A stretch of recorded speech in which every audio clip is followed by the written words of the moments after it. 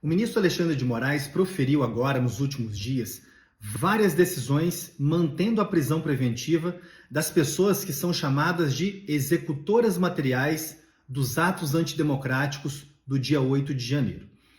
E o ministro Alexandre de Moraes invocou um argumento que, para mim, está muito próximo da prisão preventiva para delatar. Fica comigo até o fim desse vídeo que eu vou te explicar melhor por que eu considerei esse argumento do ministro Alexandre de Moraes tão problemático e preocupante. Primeiro, é importante que vocês compreendam o seguinte: a partir do acontecimento dos atos antidemocráticos do dia 8 de janeiro, investigam-se basicamente 3 grupos de pessoas. Aquelas pessoas, em um primeiro grupo, então, aquelas pessoas que estavam simplesmente acampadas em frente ao quartel do Exército em Brasília. Essas pessoas responderão por crimes menos graves. Responderão, em sua maioria, pelos crimes de associação criminosa e de incitação de animosidade em relação às Forças Armadas. Pelo que eu tenho conhecimento, nenhuma dessas pessoas ainda estão presas preventivamente. E nem deveriam, porque embora os fatos sejam, sim, muito graves, a somatória das penas não permite a imposição da prisão preventiva para esse primeiro grupo de pessoas. Em um segundo grupo de pessoas estão justamente as executoras materiais. As pessoas executoras materiais são justamente aquelas pessoas que adentraram a sede dos 3 poderes e tentaram destruir tudo. Tentaram, com aqueles atos absolutamente terríveis e, portanto, antidemocráticos, começar a ensaiar uma espécie de golpe de Estado. Essas pessoas que integram este segundo grupo das executoras materiais, estas sim, respondem por crimes gravíssimos. Crimes cujas penas, se somadas, podem chegar a mais de 15, 20 anos de prisão. E há ainda um terceiro grupo de pessoas, que são pessoas que ou apoiaram ou financiaram essa ida de outras pessoas a Brasília para praticarem os atos antidemocráticos. Um segundo ponto importante antes de adentrar a esse argumento do ministro Alexandre de Moraes.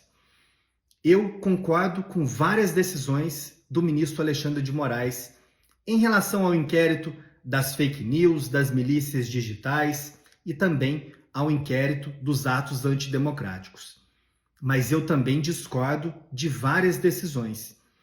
E me parece que é desta forma que nós devemos acompanhar o trabalho não só do ministro Alexandre de Moraes, mas também dos demais ministros. Analisar decisão por decisão, de uma maneira mais aprofundada.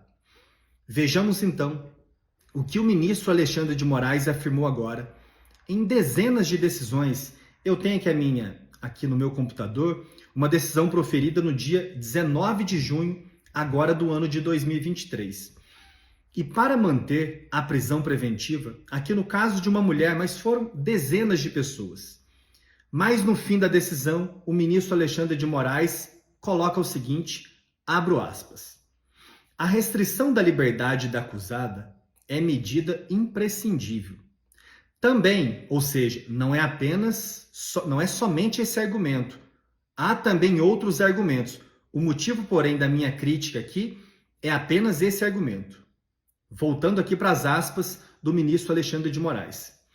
A restrição da liberdade da acusada é medida imprescindível também para a identificação das demais pessoas que participaram dos atos criminosos ocorridos na esplanada dos ministérios em 8 de janeiro, de eventuais grupos e ou redes sociais nas quais houve convocação, disseminação e fomento a tais práticas, e principalmente dos financiadores da participação da denunciada e dos demais denunciados nos atos terroristas, considerando que ainda há diligências investigativas em curso. Vejam só, precisamos ter atenção. Quase que é um parágrafo que passa despercebido. Ninguém pode ser preso preventivamente para ajudar no encontro de outras pessoas. Ninguém pode ser preso preventivamente para talvez colaborar com a investigação e assim encontrar quem financiou aqueles atos antidemocráticos. Isso não é uma finalidade cautelar legítima. Essas pessoas somente podem continuar presas preventivamente se estão ameaçando empreender fuga do país, e isso deve ser comprovado em cada caso concreto, ou se, eventualmente em liberdade, vão ameaçar testemunhas, destruir provas, mas isso não pode se basear em meras conjecturas. Ou seja, a prisão preventiva dessas pessoas somente pode ter uma finalidade cautelar. Cautelaridade significa neutralizar um risco processual. É o Estado que tem que buscar encontrar quem são essas pessoas que financiaram os atos antidemocráticos. E para isso, o Estado não pode depender da palavra dessas pessoas que estão presas. Por isso, com todo respeito ao ministro Alexandre de Moraes, de quem muito mais concordo do que discordo, essa decisão foi muito equivocada. Esse entendimento é muito perigoso. Esse entendimento, na minha compreensão, está claramente legitimando uma prisão preventiva para possível delação. E eu encerro chamando a atenção para o seguinte: a cautelaridade de uma prisão, inevitavelmente, ela vai se perdendo com o passar dos tempos. Quando ocorreram os atos antidemocráticos, eu particularmente concordei com a prisão preventiva dessas pessoas. Considerava que naquele momento e também nos momentos posteriores havia sim cautelaridade. Os atos, no entanto, foram no dia 8 de janeiro.